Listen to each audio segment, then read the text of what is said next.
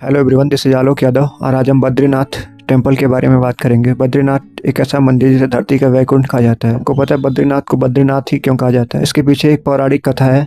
ऐसा माना जाता है कि भगवान विष्णु एक बारी कठोर तपस्या कर रहे होते हैं।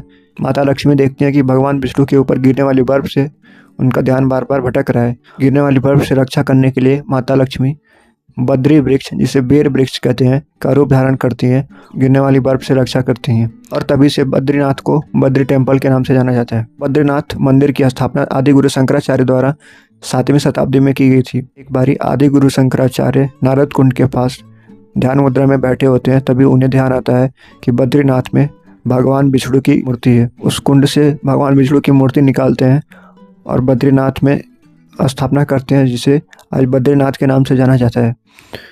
तो इस प्रकार से 7वीं शताब्दी में बद्रीनाथ टेम्पल की स्थापना हुई।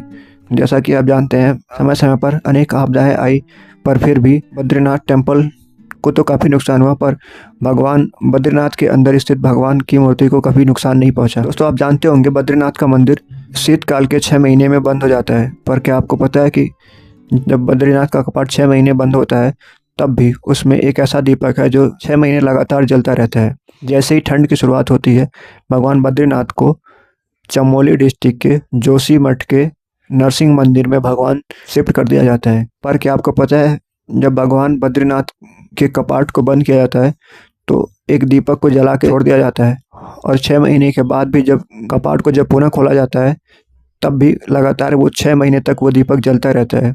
और ऐसा माना जाता है कि जब कपाट बंद कर दिया जाता है 6 महीने के लिए, खुद नारायण और देव ऋषि वहाँ पे रहते हैं और बद्रीनाथ में स्थित दीपक की रक्षा करते हैं। बद्रीनाथ टेम्पल के ही पास में एक ऐसा कुंड है जो इतनी भीषण ठंड में, जो -0 डिग्री सेल्सियस तापमान पर भी, जिसका पानी लगभग 45 डिग्री सेंटीग्रेड रहता है। यानी आप मंदिर के बाहर आप घूमोगे तो आपको काफ़ी ठंड लगेगी। और जितने भी लोग बद्रीनाथ बाबा के दर्शन करने जाते हैं, वो लोग तप्त कुंड में स्नान करके ही दर्शन करते हैं। और ऐसा माना जाता है कि तप्त कुंड में स्नान करने वाले व्यक्ति को मोक्ष की प्राप्ति होती है। बद्रीनाथ जाने वाले रास्ते में 2 पहाड़ पड़ते हैं, जिसे नर और नारायण पहाड़ कहा जाता है।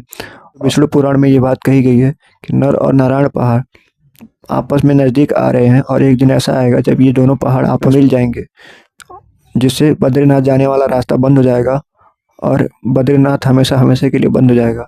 और विष्णु पुराण में भविष्य के बद्रीनाथ के बारे में भी बताया गया है। भविष्य के बारे में बताया गया कि एक ऐसा बद्रीनाथ होगा जिसे लोग भविष्य में दर्शन कर पाएंगे।